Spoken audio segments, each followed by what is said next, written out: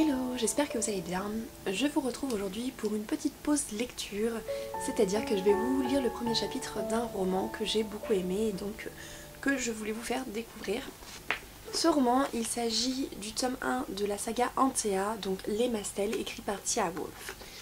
Donc c'est un roman que j'ai découvert dans la box des plumes indépendantes, donc la Feather Box, et j'ai eu un coup de cœur pour ce livre, vraiment je l'ai adoré. Donc je vais vous faire découvrir le premier chapitre, donc on est dans du fantastique. Prologue, 13 avril 1693. Les éléments se déchaînaient. Un vent violent aplatissait l'herbe et brisait les branches, produisant un sifflement assourdissant. Le sol tremblait légèrement et se craquelait alors qu'une pluie drue s'abattait sur la clairière. Les lois de la physique n'avaient plus lieu d'être. Au centre d'un large cercle de feu se trouvaient deux femmes d'âge mûr, main dans la main, les yeux clos. Leur visage extatique laissait transparaître le plaisir qu'elles prenaient en cet instant. Derrière elles se trouvait une petite maison en pierre bien entretenue, qui ne semblait pas souffrir des éléments. Soudain, tout se figea. La forêt fut paralysée. Plus un son, plus un mouvement. Puis, doucement, une lueur blanche émana des mains des deux femmes et se transforma en filaments lumineux qui glissèrent le long de leurs bras avant de les envelopper complètement. Entre elles, sur un rocher plat, une structure métallique en forme de losange s'anima. Perchée sur l'un de ses coins, elle vibrait à mesure que les filaments lumineux parcouraient les objets qui l'entouraient. Un claquement leur fit ouvrir les yeux. La lueur flottait à présent au niveau de leur visage. L'une des deux femmes nota silencieusement le teint plus pâle de son amie. Elle semblait à présent presque transparente. Une voix s'éleva alors, claire et sans émotion. « Sœur d'Antea, puisque telle est la manière dont vous voulez être nommée, une nouvelle période va débuter.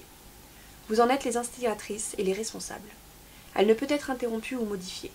Vous n'en verrez pas la conclusion ensemble. Il vous appartient à présent de transmettre votre savoir et de vous assurer que cette période soit bénéfique à notre futur à tous. Vous ne pouvez faillir. » À peine le dernier mot prononcé, la lueur se transforma en une petite étoile rouge qui fila vers la lune comme un feu d'artifice raté, surprenant les deux femmes. « Nous devons continuer, » affirma la plus pâle des deux. « Nous ne pourrons plus nous voir, » souffla son amie. « Non, tu ne pourras plus me voir, mais moi, je veillerai sur toi. » Elles se regardèrent longuement, dans un adieu silencieux, et malgré la douleur de leur imminente séparation, elles se concentrèrent à nouveau afin de terminer leur rituel. Une nouvelle onde se forma rapidement entre leurs mains, grossit jusqu'à englober la structure qui vibrait toujours, puis éclata brusquement, projetant son onde dans toute la clairière. La métamorphose fut aussi soudaine que radicale. L'une des deux femmes n'était plus là, et l'autre contemplait tristement cet endroit qui avait été leur refuge depuis toujours. Il n'en restait presque rien, à peine quelques pierres, et elle se trouvait désormais seule.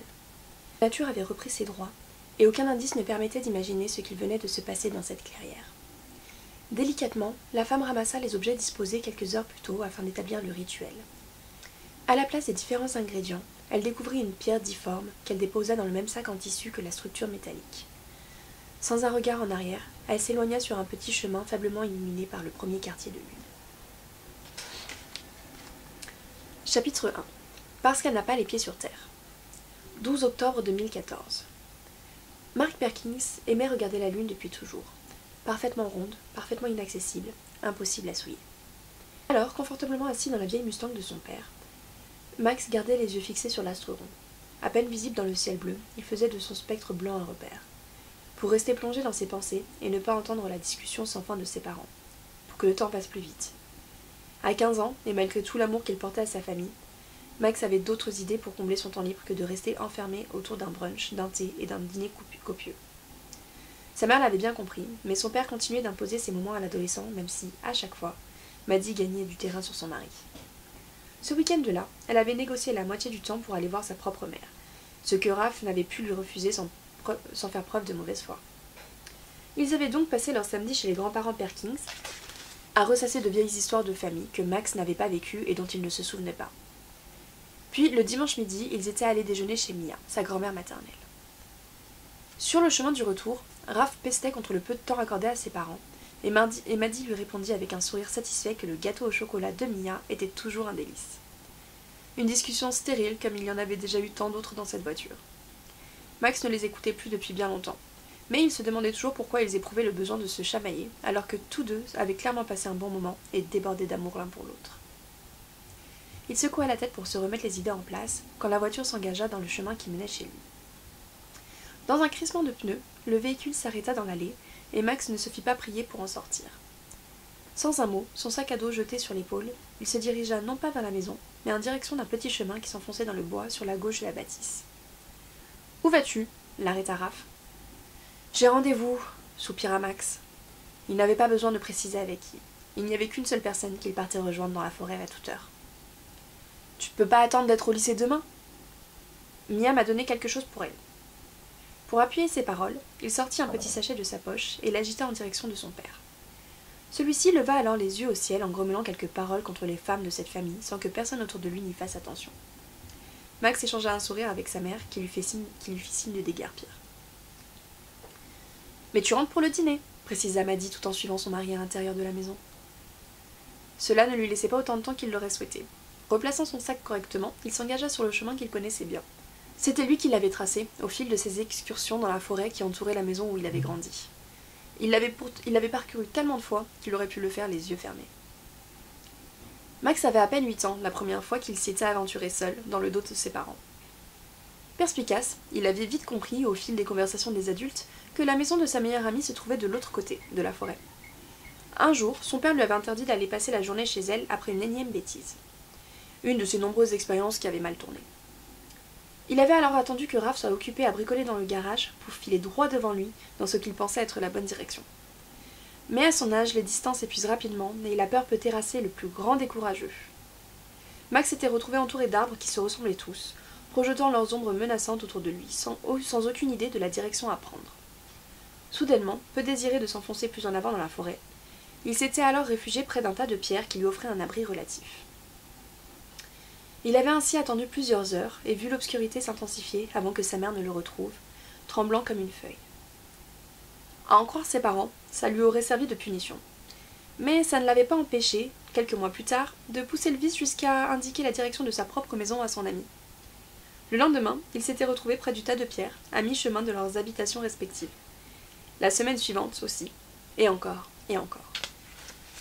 Sans vraiment le réaliser, Max se trouva à l'orée de ce qui était devenu, avec le temps, une petite clairière bien moins encombrée que lors de son enfance. Les rayons de soleil qui perçaient entre les arbres conféraient au lieu une atmosphère spéciale, éclairant les pierres d'une lueur dorée. C'était pour lui un endroit hors du temps, hors de la réalité. Le tas de pierres était en fait la ruine d'une ancienne bâtisse qui partageait l'espace avec la nature. Roches et arbustes cohabitaient. Il ne restait de l'édifice que quelques murs. Certains montaient à plus de 2 mètres de haut, mais la plupart ne tenaient plus debout que par le mystère de l'équilibre.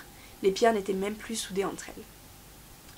Sortant de ses pensées, Max repéra la silhouette d'une jeune fille qui jouait les équilibristes en grimpant sur le plus haut mur. Pour la première fois depuis qu'il était parti, son visage s'éclaira. Il sourit et appuya son épaule contre un tronc d'arbre tout en observant son ami évoluer dans leur clairière. Car c'était la leur à présent. Personne d'autre ne venait ici. Ce n'était pas surprenant en soi, la forêt était immense et les habitations rares. Ils avaient pris l'habitude de s'y retrouver chaque semaine. Même s'ils se voyaient au lycée ou pour toute autre occasion, ils maintenaient ce rendez-vous hebdomadaire depuis qu'ils avaient réussi à imposer leur avis à leurs parents. Ayant grandi au milieu des bois, ils n'étaient plus effrayés et en connaissaient les dangers par cœur. C'était un lieu unique et pratique. Ils s'y sentaient aussi à l'aise que dans leur propre maison, peut-être même plus. Ils n'avaient pas besoin de murmurer leurs secrets ou toute autre chose qui ne devait pas arriver aux oreilles de leurs parents. Ils étaient chez eux. Quelques mois après leur découverte, ils avaient même entrepris la construction d'une cabane pour servir d'abri les jours de pluie et de refuge pour dormir lorsque leur soirée s'éternisait. Mais chaque tentative s'était soldée par un échec. Les pierres ne voulaient pas jouer le jeu et les branches cassaient sous le poids de l'édifice. Ils étaient alors passés au plan B et avaient regroupé des duvets et d'autres choses qui pouvaient s'avérer utiles. Ils avaient tout empaqueté dans des sacs hermétiques et dissimulé le tout au creux d'un petit coffre en pierre qui, lui, tenait debout. Personne ne pouvait alors soupçonner que ces ruines étaient en quelque sorte habitées. Tout restait à l'état sauvage et il préférait finalement cette solution. Max reporta son regard sur son amie. Debout sur les pierres glissantes, elle l'attendait. Elle portait une de ces robes patchwork mêlant différents motifs et couleurs. Le genre de vêtements qui jurerait sur n'importe qui, mais qui reflétait sa personnalité dynamique et originale. Tout avait une signification chez elle, c'était une fille de symbole. L'écharpe qu'elle portait chaque jour en était un exemple. Assortie à sa robe et à son humeur, Elle pouvait se porter à son cou, tricoté de laine en plein hiver, ou à son poignet, en foulard de soie, lorsque les beaux jours revenaient. La seule chose qui ne changeait pas, c'est qu'elle ne sortait jamais de chez elle sans une de ses étoffes. Ce jour-là, c'était une écharpe en coton violet en harmonie avec sa robe, simple et confortable. Elle jouait distraitement avec, tout en dodelinant de la tête comme si elle était en train de fredonner un air. Max pouvait lire en elle comme dans un livre ouvert. Il ressentait son humeur et ce qui émanait d'elle à cet instant l'apaisa. Une légère brise fit volter ses longs cheveux châtains qu'elle avait laissés libres ce jour-là. Il adorait ses cheveux. C'étaient les plus longs qu'il ait jamais vus. Inconsciente de sa présence, Cassandra s'assit et laissa pendre ses jambes dans le vide tout en jetant un coup d'œil à sa montre avant de soupirer. Max aimait la faire attendre pour la simple raison qu'elle n'était pas patiente. Ça l'amusait. La taquiner sur ses défauts le mettait de bonne humeur parce que ça menait invariablement à des discussions plaisantes. Toujours adossé au même arbre, il continua à l'observer. Elle faisait à présent machinalement tourner son anneau autour de son index, une de ces nombreuses manies qu'il connaissait par cœur. Leur indéfectible amitié était quelque chose que les gens avaient souvent du mal à comprendre. Un garçon et une fille amis? Quelle drôle d'idée! Il devait forcément y avoir plus. Pourtant, il ne s'était rien passé, et ni l'un ni l'autre n'en éprouvait l'envie. La question ne s'était jamais posée, à vrai dire. Il y avait entre eux un lien solide tissé dès le berceau, et même certainement bien avant, dans l'amitié que se portaient leurs mères respectives. C'était une amitié réelle, rare, et pour tous dans la région, ils étaient Casey et Max, le duo indissociable. Quand elle vérifia sa montre pour la 3e fois, Max décida qu'il l'avait fait assez patienter et s'avança dans la clairière.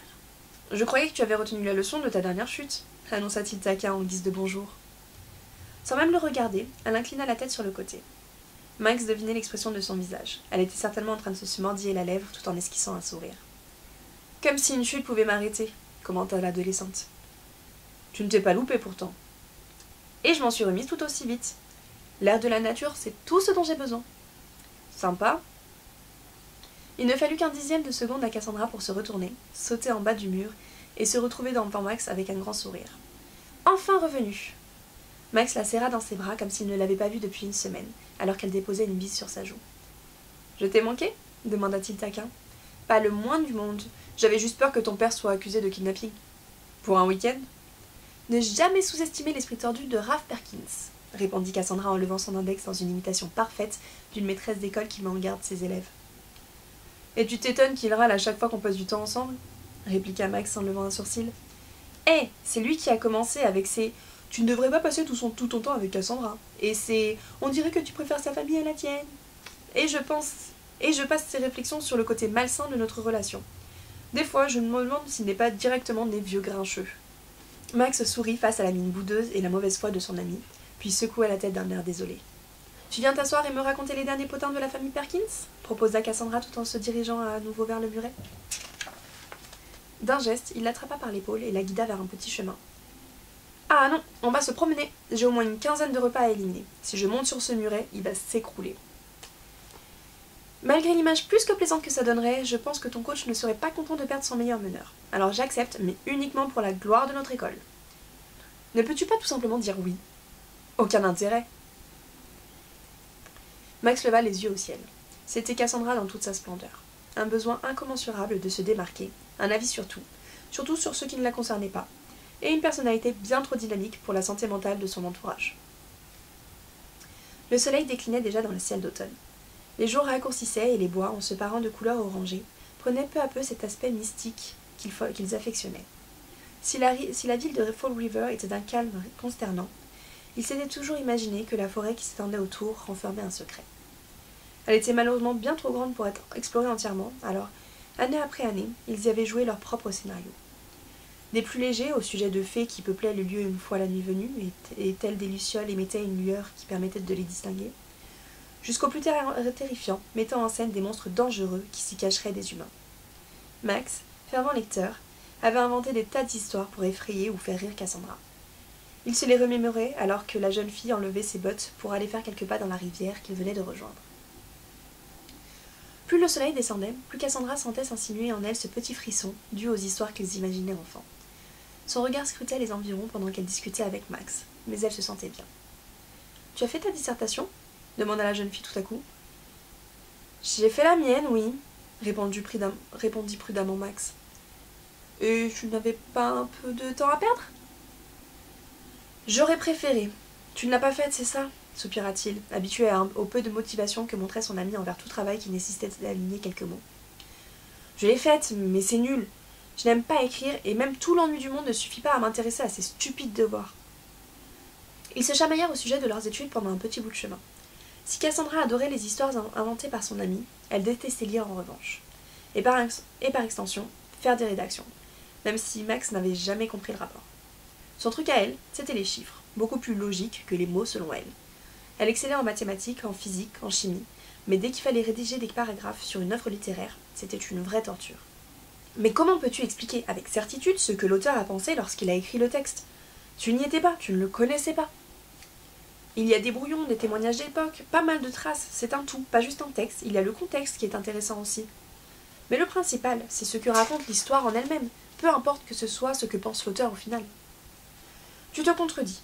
Moi, ce que je vois, c'est qu'on nous file le texte, le prof balance ses explications sans aucune preuve, et nous, on doit juste le croire sur parole. Tu es de mauvaise foi dès qu'on parle de littérature. Non, je suis terre à terre. Les mots peuvent vouloir dire tout un tas de choses. Les chiffres, eux, ne varient pas. 1 plus 1 sera toujours égal à 2. Ok, stop, on a déjà eu cette conversation des milliards de fois, et tu sais aussi bien que moi que ça ne mènera à rien. Je crois aux mots, tu crois aux chiffres, on n'y changera rien. De toute manière, il se fait tard, mes parents m'attendent pour dîner. Il me semble bien que j'ai reçu cette consigne aussi, dit-elle avec un sourire en coin. D'un dîner chez moi, hein, pas chez toi. C'est encore trop tôt, Raph pourrait glisser des choses pas très ragoûtantes dans mon assiette. Max secoua doucement la tête. Il avait beau savoir que malgré leur caractère, Cassandra s'entendait bien avec son père, il ne pouvait s'empêcher d'être amusé par les remarques de son ami. Sans ajouter un mot, il l'enlaça pour lui souhaiter une bonne soirée. Chacun allait repartir de son côté quand soudain il se rappela du paquet qui se trouvait dans sa poche. Casey, attends! Dans un mouvement qui fit voler ses cheveux autour d'elle, Cassandra se retourna pour lui faire face. Mia m'a donné ça pour toi, dit-il en lui montrant le bracelet en tissu. Elle revint vers lui, emportée par sa curiosité. Qu'est-ce que c'est? Ouvre, tu verras bien, répondit-il en lui déposant dans la main. Cassandra fixa le présent avec attention. Elle mit quelques secondes pour se décider à l'ouvrir, puis, la main tremblante, déplia les pans du tissu un à un. Au milieu se trouvait un bracelet certainement très ancien, assez pour avoir défilé entre les mains de plusieurs générations. Elle reporta son attention sur le tissu, comme si celui-ci allait lui dévoiler son secret, et remarqua 2 lettres brodées dans un coin, CW, un indice qui ne l'éclaira pas plus sur son origine. Max lui prit le bracelet des mains et l'attacha à son poignet tout en observant sa réaction. Elle semblait fascinée par l'objet. Délicatement, elle passa son index dessus pour en sentir les reliefs, puis le mit sous la lumière. L'espace d'un instant, elle vit un petit éclat blanc. Le bracelet était composé d'une plaque rectangulaire en argent, finement sculptée et ornée d'une sorte de cristal qui semblait incrusté dans le bijou. Le métal brillant renvoyait la lumière alors que la pierre qui se trouvait au centre, elle, semblait l'absorber. Celle-ci avait une forme étrange. Elle n'était pas ronde, ovale ou rectangulaire comme sur la plupart des bijoux, mais ressemblait aux racines d'un arbre s'entremêlant et partant dans tous les sens.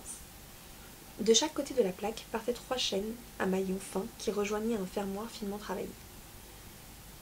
Au premier coup d'œil, on pouvait remarquer que le bijou avait été entièrement fait main, avec ses défauts, son charme et certainement une histoire. « Je ne peux pas garder ça !» objecta Cassandra, troublée par le bijou. Mia savait que tu dirais ça. Elle m'a dit, ou plutôt ordonné, de ne pas accepter de le reprendre.